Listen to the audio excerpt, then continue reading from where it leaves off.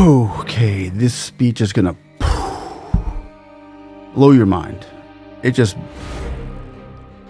never, ever have I heard a leader from another country talk about Donald Trump like this.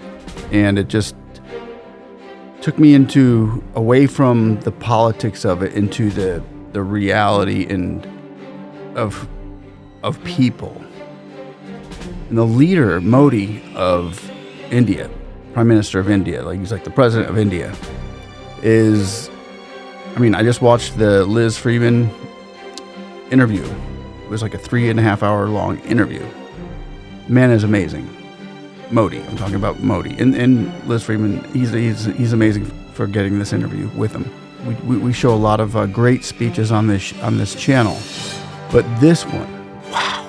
Okay, I'm going to have to ask you to grab yourselves a drink. And we are going to watch this together. It's amazing how he just painted Donald Trump in a different light that I've never seen him. I've never even, and being an American, I think I would know more about Donald Trump than Prime Minister of India. But I just watched the news, so I don't know about you. Anyway, grab yourselves a drink and let's watch this together. Please like and subscribe and hit that notification button if you feel led. Blessings. What do you like about Donald Trump as a friend and as a leader? I'd like to share with you an event that stands out in my memory. Perhaps from that, you'll get a better understanding of the point I'm trying to convey. For example, we had an event in Houston, Howdy Modi. Both President Trump and I were there, and the entire stadium was completely packed. A massive crowd at an event in the United States is a huge moment. While packed stadiums are common in sports, this was extraordinary for a political rally. The Indian diaspora had gathered in large numbers. Both of us delivered speeches, and he sat down below listening to me speak. Now that's his humility. The President of the United States sitting in the audience while I spoke from the stage, that was a remarkable gesture on his part. I guess what he's trying to say there is he wasn't enclosed in a bulletproof, or up in a box office or something like that. So that's why he was saying that was a good gesture. After finishing my speech, I stepped down.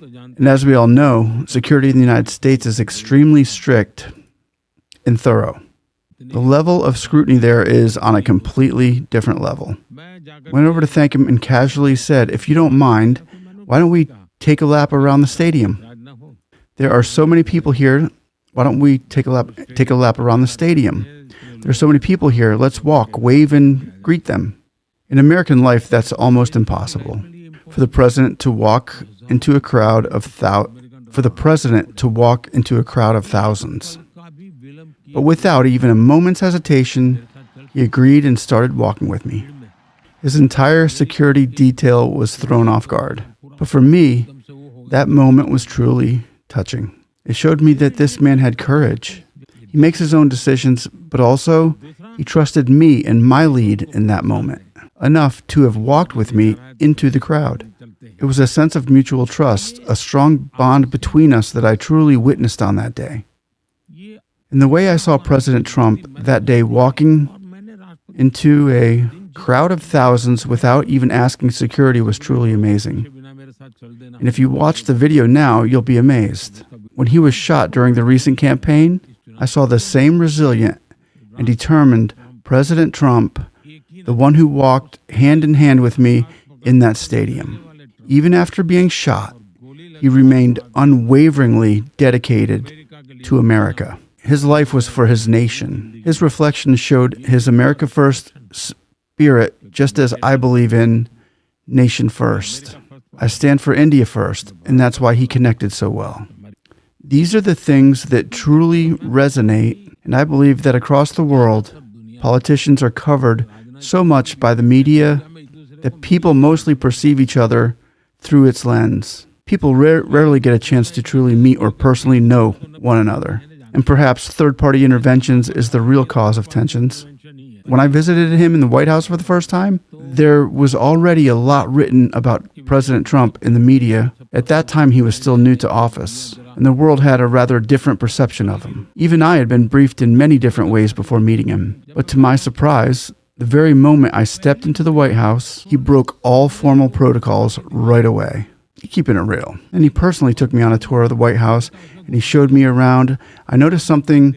He wasn't holding any notes, no cue cards, nor was anyone accommodating him to assist. He pointed things out himself. This is where Abraham Lincoln lived, he said. He even explained why the courtroom was designed so long.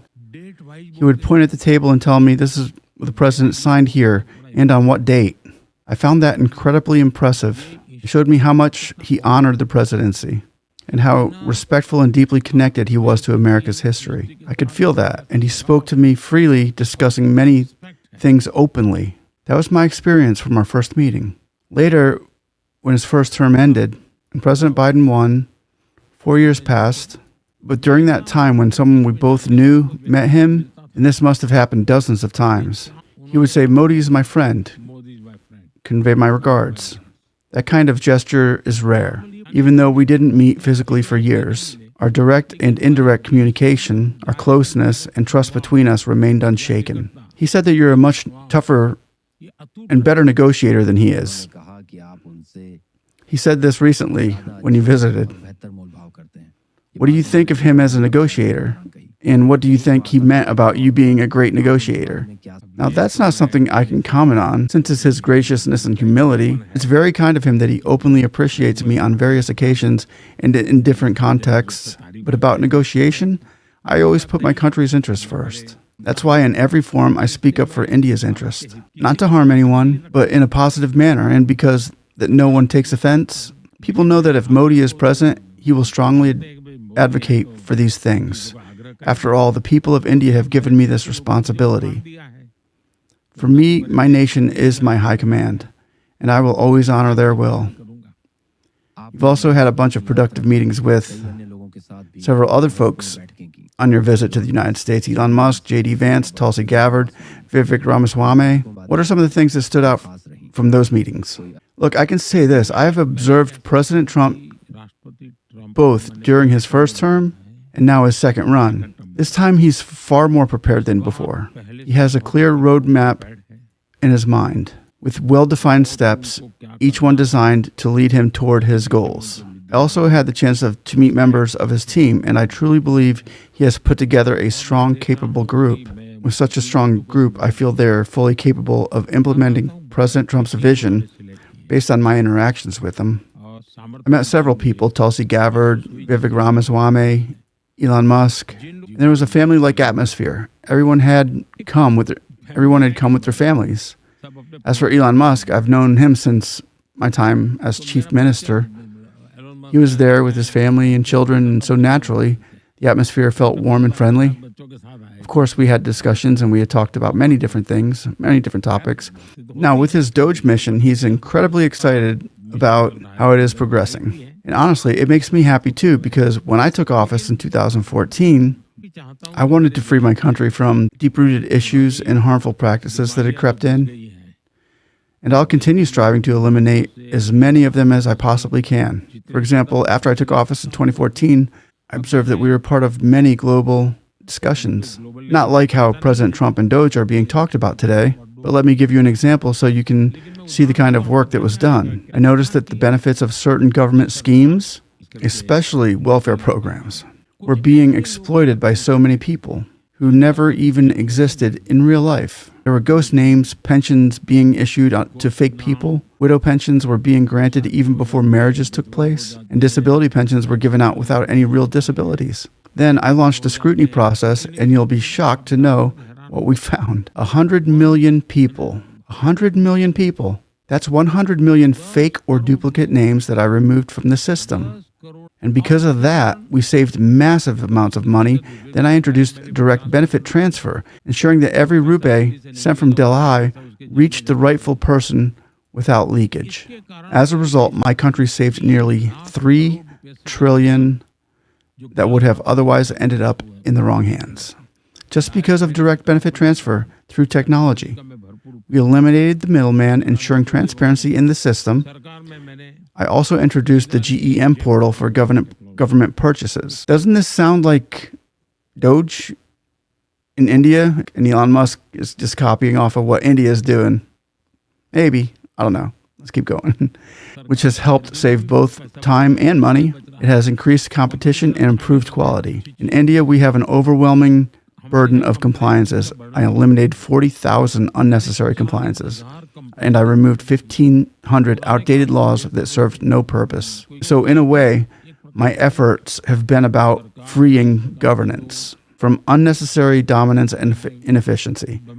And naturally, when bold changes happen, just like Doge's mission, they become a topic of discussion worldwide. Modi. This man is fascinating. Even the way he grew up in the steps he took to be where he is today and to be as wise as he is today. And I just want to say blessings to those of you from India, blessings from America, and guys got a good one. I just want to say cheers to you, and I want to thank you all for watching. Please like and subscribe and hit that notification button if you feel led. If not, then maybe we'll catch you somewhere in the future. God bless you all. I'm so thankful that you were watching and got to enjoy this together with you. Have a great day. Have a great rest of your week. Bye-bye.